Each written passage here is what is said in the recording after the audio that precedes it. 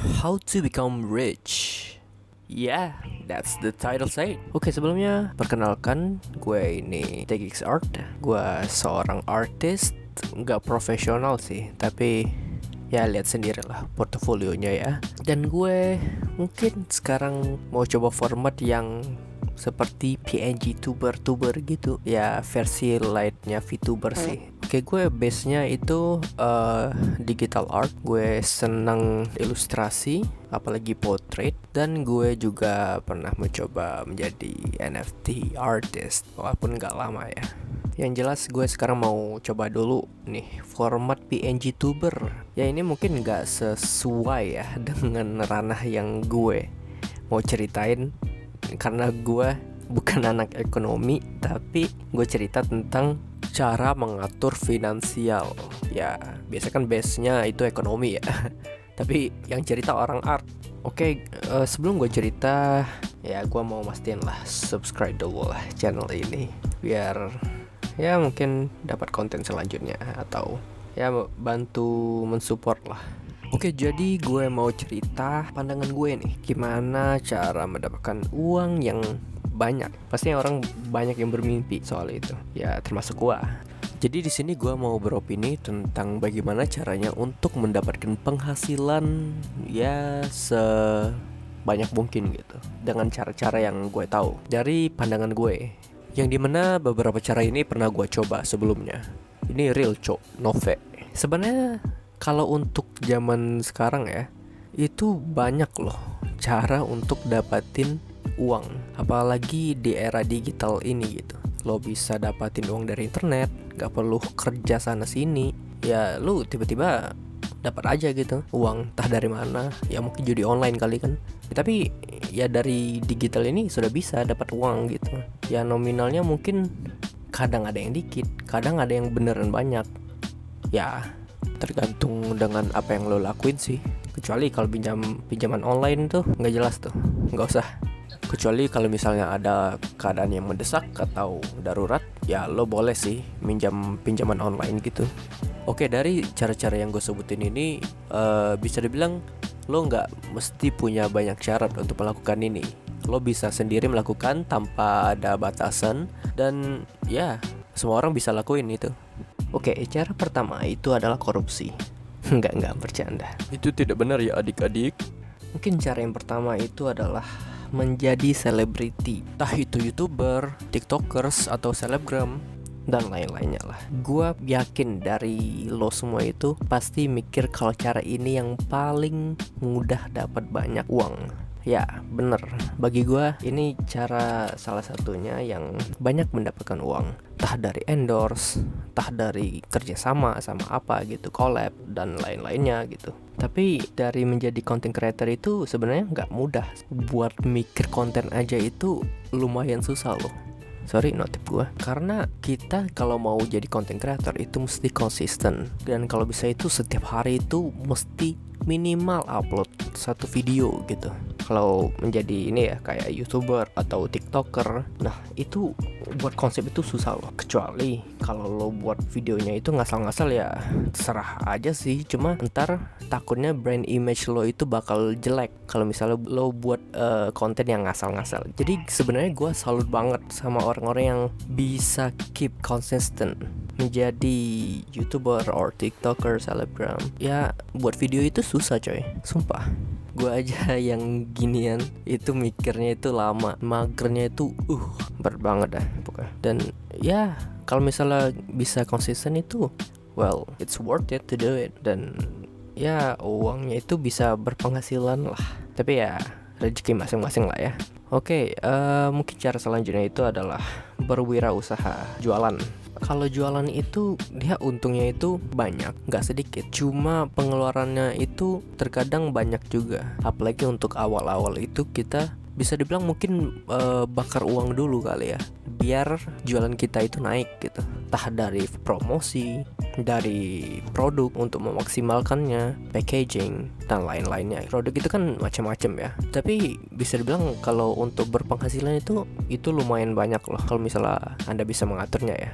Itu penghasilan yang sangat wow, apalagi kalau produknya bagus gitu. wah, orang-orang pada suka. Tapi ya untuk menjadikan produk yang sangat bisa dilirik, pastinya kita mesti memikirkan cara apa pembeda atau keunikan yang bisa kita berikan ke produk kita. Jadi ya susah-susah gampang lah. Apalagi untuk perjualan pertama itu mungkin kita mesti banyak sekali untuk melakukan promosi ke orang-orang. Mungkin mulai dari orang terdekat, lalu dari ya sosial media gitu kan. Apalagi sosial media sekarang kan lumayan berpengaruh ya untuk berwirausaha gitu dan lain sebagainya lah.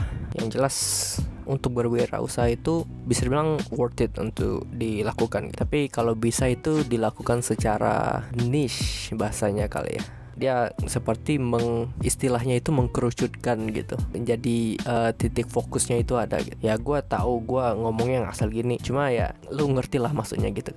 Oke, cara selanjutnya itu menjadi programmer atau web developer. Nah, untuk yang ini lumayan makan waktu juga ya bisa dibilang. Karena kita mesti belajar dulu, belajar coding dan lain-lain. Tapi kalau misalnya lo sudah punya skill ngoding, lo dapat kerja itu mudah men. Kalau untuk di Indonesia, setahu gue itu mudah. Karena di zaman kita yang sekarang ini zaman digital boy, yang dimana banyak berbasis aplikasi atau program gitu, dan itu peminatnya banyak. Jadi pasti lo bakal dicari gitu untuk di hire menjadi bagian dari mereka. Sebenarnya sih susah-susah gampang, karena dari YouTube aja kita bisa belajar gitu sama orang India gitu kan. Tapi ya kita membutuhkan waktu untuk belajar program ini dan cuannya itu lumayan. Apalagi yang sudah expert, ya mungkin gaji lo bisa beli motor per bulan gitu. And it's really worth it to learn coding. Kalau lo ikut kursus coding yang mahal pun lo bisa balik duitnya karena sudah paham coding. Yang penting kalau misal lo pengen jadi programmer, lo mesti punya niatan untuk belajar ngoding. Itu base yang paling penting. Oke, cara selanjutnya itu adalah menjadi freelance. Kalau untuk freelance ini agak lumayan susah juga ya, karena untuk menjadi freelance ini tuh terkadang tergantung dengan peminatnya itu apa gitu. Dan biasanya kalau untuk menjadi banyak uang itu kita mesti grinding mati-matian gitu. Ya banyak lah waktu yang terkorbankan gitu. Walaupun freelance itu waktunya bebas ya, mau kerjain kapan. Cuma kalau misalnya mau banyak cuannya, ya lo mesti grinding, cari orang sana sini, ya promosi tentang freelance lo apa gitu. Ya kadang kan freelance tuh macam-macam ya bentuk dan harganya itu bervariasi untuk per freelance. Atau apalagi kalau misalnya lo freelance-nya based dari suatu marketplace, ya misalnya seperti Fiverr atau marketplace lainnya, atau menjadi apa ya, jadi kompetitor di logo design, di ya seperti 99 Design atau Logo Ground dan lain-lainnya gitu. Ya kalau misalnya mau kayak gitu sih, terkadang portofolio itu mesti dibangun dengan bagus gitu, agar ya orang-orang tertarik dengan karya kita. Dan disitulah kita banyak juga mesti belajar banyak untuk meningkatkan kualitas diri kita sebagai freelancer. Ya kita mesti yakin aja gitu, kalau misalnya mau uang dan harus grinding terus kalau misalnya mau banyak. Dan cara cuan yang lain itu adalah investasi. Ya investasi ini kita untung gak untung ya, terkadang tergantung apa yang kita pilih ya. Investasi juga ada dua jenis, kayak saham, kripto, dan satu lagi ya reksadana. Kalau reksadana itu kan jatuhnya hampir sama ya kayak saham, cuma untuk reksadana itu kategorinya itu yang setahu gue untuk mendapatkan keuntungannya itu terlalu sedikit dari yang gue tahu ya. Dan kalau untuk melakukan investasi itu kita mesti tahu nih apa yang kita pilih yang akan untuk dijadikan tempat kita investasi. Nah disitulah kalian harus mengikuti grup-grup atau event-event yang mungkin bisa ngebantu lo untuk mengikuti investasi mana yang bagus gitu. Dan itu ya harus banyak-banyak sabar lah ya, karena untuk mendapatkan cuan itu kalau dari saham itu bisa nunggu 1 tahun dulu baru kerasa cuannya gitu. Dan kalau untuk kripto itu high risk high return. Jadi ya kalau market lagi naik itu naik gila banget, lo bisa untung mungkin setengah dari yang lo beli, atau 2 kali lipat, 3 kali lipat, mungkin lebih banyak lagi gitu kan. Cuma ngerinya itu kalau misalnya lagi marketplace lagi turun, lo bisa duitnya itu tinggal 10.000 mungkin bisa, mungkin dari yang juta-jutaan, karena memang ya high risk and high return gitu, resikonya tinggi. Cuma ya memang harus pantengin terus kalau misalnya mau aman gitu kan, atau cut loss dan lain-lainnya lah. Jadi untuk cuannya itu ya nguntung gak untung lah. Lagi kalau misalnya based on crypto itu kan, kalau untuk sekarang sih masih berkembang ya. Kalau dari yang kulihat masih banyak yang harus dikembangin kah atau apa, masih juga belum banyak orang yang menggunakan crypto sebagai bahan untuk melakukan transaksi dan lain-lainnya gitu. Kecuali kalau misalnya kriptonya dari game, yang game kayak play to earn. Nah, game play to earn itu lumayan worth it untuk dimainin, tapi lo harus ngikutinnya itu dari awal game launching, karena cuannya itu cuma di launchnya aja. Karena semakin lo mainin, biasanya itu harga kriptonya itu semakin menurun. Jadi kalau misalnya ada game yang berbasis kripto, ya lo harus cepet-cepet mainnya, naikin level setinggi mungkin dan tarik sebanyak-banyaknya sebelum koin itu bakal turun. Tapi ya banyak dapatnya. Kadang gua rasain itu lumayan gitu, tapi nggak bertahan lama sih. Paling cuma sebulan itu nggak nyampe bisa. Sebulan game itu ya mungkin harganya langsung jatuh gitu setelah 1 bulan. Jadi ya memang harus difokusin sih untuk game kripto. Dan mungkin tambahan lagi itu NFT.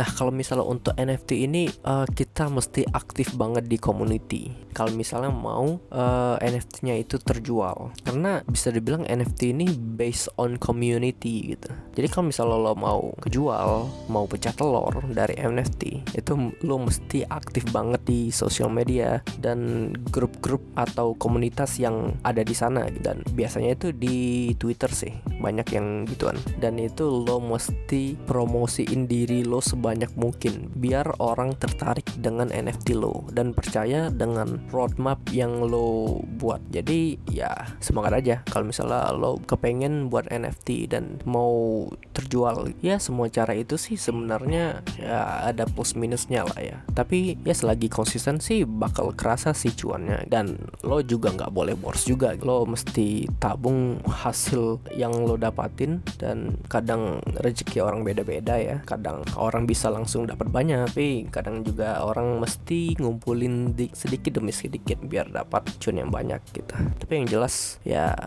kita berusaha aja gitu. Selagi lo yakin dengan cara-cara yang lo lakuin, itu pasti sedikit demi sedikit lo bisa bakal menjadi orang yang bisa dibilang kaya hitungannya. Ya lo cukup percaya aja dengan cara lo gitu. Dan kalau bisa itu pelajari apa aja yang mesti dipelajari dari cara-cara yang lo tekunin gitu. Pasti dari situ lo bakal menjadi expert dan ya lo bisa menghasilkan uang dari situ. Ya intinya berusaha dan berdoa lah. Oke, mungkin segitu aja dari gue. Kalau misalnya lo tertarik dengan konten-konten yang kayak gini, gue mungkin bakal buatin lagi mungkin versi lainnya lagi yang menarik bagi gue. Dan ya sebenarnya konten ini sih gue cuma mau mancing aja sih, karena ya siapa yang gak mau orang pengen jadi kaya gitu kan, pasti tertarik.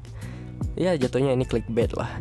Tapi ya gue mau kenalin Dagix Art. Gue di sini sebagai artist. Ya mungkin bakal cerita-cerita tentang art sih base-nya. Tapi mungkin gue bakal main game juga mungkin. Gak tau lah. Yang jelas gue formatnya itu PNG tuber. Gue mau ngetes. Ya segitu aja dari gue. Semoga dari bacot-bacotan gue ini bermanfaat. Dan ini semuanya based on opinion gue. Jadi kalau misalnya ada cara lain yang mungkin lo tahu atau apa, mungkin lo bisa kasih komen di bawah. Dan kalau lo suka video kayak gini ya silahkan di like. Ya kalau nggak suka dislike boleh, bebas lah, terserah kalian. Yang jelas ya stay tune lah kalau misalnya lo tarik dengan konten kayak gini. Okay, maybe we'll meet again in the next video. Yeah, cheers.